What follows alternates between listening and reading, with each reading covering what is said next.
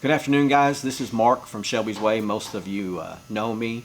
I really wanted to get some information out to you all. Not the same information you keep hearing in the news every day, but something different. Something that pertains to our mental health, anxiety that any of us may have, or fears that we may have. Now, all of you know that I'm not a psychiatrist or psychologist. I'm just a redneck that loves you.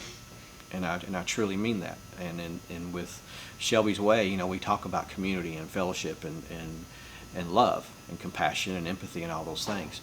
Unfortunately, right now, other than what we have within our neighborhood at a distance and what we have in our living rooms, there's not much community there other than the community you may share with online, or you may share via conversation, via Skype, or on the phone with your family or what have you. Fellowship is fellowship within the house that's going on right now. So the one thing I don't want to talk about, though, is how we're defining it as we're isolating each other. That's a taboo when it comes to it. When you're feeling anxious or depressed, isolation is the last thing that you want. So I want to call it distancing. Let's just call it distancing. Because really that's what it is. We're not isolated. We can go down and knock on a neighbor's door and step back 3 feet and have a conversation. We can pick up the phone and talk to somebody, and we can do the same thing with inside our own house with our family and our friends. But this is a quiet time. It can be a time for a lot of thinking, a lot of unneeded thinking, and a lot of unneeded fear. I don't know, for me, the worst thing that could ever happen to me has already happened. I'm a little worried about money. I'm a little worried about a few things like that. But at the end of the day, really, if they want it, they can come have it.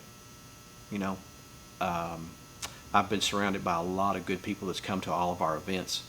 And I know I've got people that love me and care about me, and you know that I love you, and I know that hopefully you got your family that loves you and cares about you. And I know that God loves me. And that's mainly what it's all about. At the end of the day, is that God loves me. He cares about me, and He wants the best for me. He didn't bring this on. It may be a part of His world plan. Who knows? But right now, all we can do is go with it. So what I want to do is just tell you that if you're having thoughts of suicide or thoughts of taking your life, if you're to that point, please call the National Suicide Prevention Hotline. It's 1-800-273-TALK. 800-273-TALK. Please call them. I wouldn't go to the emergency room. I would call them and then follow their advice. Also, again, I'm not a psychologist or psychiatrist, but I have very, very good people that we work with in the psychology departments at EKU, and I know EKU is closed, but they are now doing a therapy on telemed, and I have yet to refer anybody to that. But if you are feeling anxious and depressed, and you have these thoughts on your mind, and you need somebody to talk to, please get with me. You can email me at mark@shelbysway.com, or feel free to call me at 859-552-3359. That's my personal cell phone. Feel free to call me, and I will get you connected with the right people, because these folks, cognitive therapy, talk therapy is where it's at. So and with that, if you are at home and like I said, we are at home and we're alone, and you're not struggling with these things, but you are struggling with the distancing, and you're struggling with being by yourself or being just with family, do things that you normally wouldn't do. I mean, we're all working 8+ hours a day, and we're running around taking kids to practice, or we're doing this, or we're doing that, and we don't have the ability to stop at the local watering hole and talk with friends, or we don't have the ability to say, come over to a shop and hang out. I'm here every day doing what I need to do, but that distancing has got us apart. So some of those things that you used to do, maybe think back when you were 20 years ago or 30 years ago. Think back to even to when you were a kid. You enjoyed building puzzles, or you enjoyed anything, art, modeling, as in model cars or model airplanes. Kind of go back to those younger days of things that kept you busy in the house on a rainy day, because that's what we're dealing with. So don't pick up the checkbook and concentrate on that. Don't pick up a book that you know is going to be boring, but just kind of step back a little bit to maybe your earlier years and say, what did I enjoy to do? Something that I don't do now. I built models for years, and I haven't built one in years, but I've got plenty there at the house, and I've got some supplies, and that's one of the things that's on my mind that I'm going to do to keep myself busy if I have to practice distancing on a daily basis. Right now, I come into the shop. I know you hear people say pick up a book and read it. If that's what you like to do, read. Get things off your mind and focus on things that you can do that are the betterment of you or exercising your brain. Another thing that you can do is, if you haven't, now might be a good time to pick up the Bible. I'm not trying to Bible beat you or beat you over the head. We all have our beliefs. But if you've been curious, if now this fear and all this stuff that's driving everything is leading you to think on a deeper level, pick up the Bible and read it. If you currently are reading the Bible, read it more. Do it 3 times a day. Meditate on it. If you have a study Bible, go back and look at what you read, and then look at what the study Bible recommends, and then read that and focus on that. I can tell you it helps. It truly helps. This thing is magical. This is mine, and it's just full of notes and things. And sometimes I go back to those notes. If you're not sure what to read in the Bible, we need to start kind of from the beginning. Not in Genesis, but read John, read Luke, all of the Gospels of John and Luke. Read those, and then in words of encouragement, you can go to Proverbs or Psalms, and then you can just pick up and maybe start at the beginning and go to Genesis and Exodus. This stuff is true. This happened, and they dealt with the same things that we're dealing with now. So just take the time to pick. If you're looking for something to do, if you're looking for something new, I really do highly suggest picking up the Bible and reading it. Read something, but read something that's going to make your mind think good things and think good thoughts. Because I know that you are lonely, and I know that you're getting bored. But like I said, go back and think about those things that you used to do, and do those things. Also, pick up the phone, have a conversation. If there is nobody in the house with you, or even if there is, call friends. There still is a community out there on Facebook. Don't use Facebook to get all this negative information and all this false information. Stay totally away from that. Just go right through that. But Facebook has great things now where you have groups. And I'm into cars, and I have a Deuces of the Bluegrass group, or I'm a part of a 32 group, or I'm a part of some modeling groups, and I enjoy seeing what they're doing. Those things make you happy. They exercise your mind, and they put good thoughts in your mind. That's what we need to be focusing on. And now's the time too, with those thoughts, you can rebuild.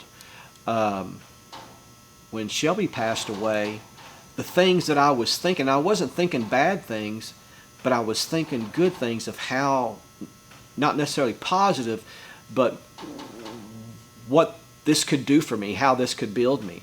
So maybe think about that. Think about how on the other side of this, you can be a different person or a better person. And realize that this is say a one-time thing for this generation or what have you. But anything like this can happen at any time. Practice compassion. Practice getting out into your community and helping the community in any way that you can. If you're able to donate and help somebody in some way, do that. But I promise you that when I started moving and I started giving back, my heart got stronger. and the negative things went away. Shelby's death is still right here in the front of my mind, but it's all the good things that are going on that keeps me going and it keeps good thoughts in my mind. So I guess that's what I want to tell you is keep good thoughts. Keep good thoughts. And again, if you are struggling with anxiety or depression, talking about it is the best thing. Pick up the phone, talk to somebody. I know me myself, when I'm depressed, I don't talk to my wife about it, and I don't talk to my son about it most of the times. Usually it's somebody that I don't know, I trust or I get along with real well. These last few weeks, there's a gentleman that's been coming to the shop that Shelby's Way helped years ago, and he's coming in here twice a day, giving back of his time and helping me with body work on this 32. I've been sharing a lot with him, and not necessarily fears, but just things that are on my mind, and we laugh and cut up a little bit. But this is a gentleman that we helped for a long time, and at the end of the day, yesterday when he left, he just looked at me and told me, "Mark, I love you." Sometimes that's what we need to hear, is that you love somebody, you know. So please talk about those things. If you don't want to talk about them, write a journal. I mean, you ain't got to say, "Dear Abby, I did this today." Write what's on your mind.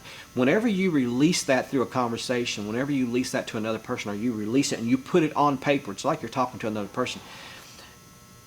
You're talking about it. You're getting it out. It's not staying bottled up inside. You know, and then when this is all over with, and you're talking about character building, you can go back and read that journal and see where you were at. So about the time that you're about to get involved in this world again, and all tied up in all the anxieties of paying bills and getting a paycheck and doing these things, that might be the time to go back and read that journal that you wrote during this time and get uplifted and learn something from that. So Shelby's Way's message to you is, though we're not out in the community, we have a community in different ways. Though we are distanced from each other, we can still see each other at a distance and talk. I mean, nothing's to stop you from putting a lawn chair up here in your neighbor's front yard and you 6 foot away and talking. You can do those things. Same thing within your house. So I ask you just to practice conversation, practice community, and the new ways that we can practice community. When you're on Facebook, look at good things, maybe join a group. Forums were real popular back in the day. I think Facebook's kind of taken some of that over. But like I said, join a group. Enlighten yourself. Just make yourself feel better. And again, if you're struggling with thoughts of suicide, please call the National Suicide Prevention Hotline at 1-800-273-TALK. If you want somebody to talk to and you don't know how to reach those people, because again, right now we are at a distance. You know, we don't know exactly. You know, we know we can pick up our and call our regular physician, but maybe we've never talked to a psychologist or a therapist, and we don't know where to start. Call me, email me, and that email is mark@shelbysway.com. My phone number is 859-552-3359. You're not going to bother me. If you just want to talk, just call me and we'll talk. But keep your heads up. If you're struggling with anything, talk it out, talk it through, and just know that I love you, which may or may not be important to you, but God loves you and your family loves you, and we'll be fine. Thanks.